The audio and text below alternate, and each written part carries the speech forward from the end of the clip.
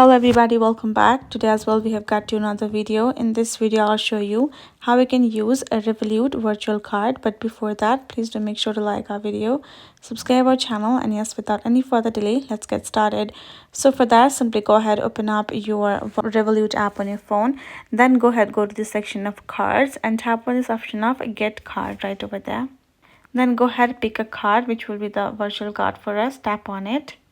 Go ahead, choose a card for and tap on get virtual card for free at the bottom and you're good to go.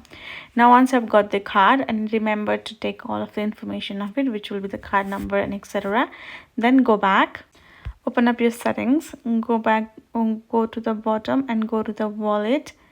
Right, simply go ahead, go to the wallet, tap on add card, and go ahead now add the card details right over here which you have got the virtual card on your Revolut. Add it and make that the payment method of yours.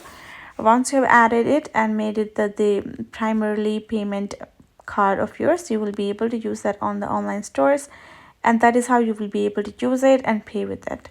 So hope this video helped. Thank you so much for watching, and I'll see you guys in our next video.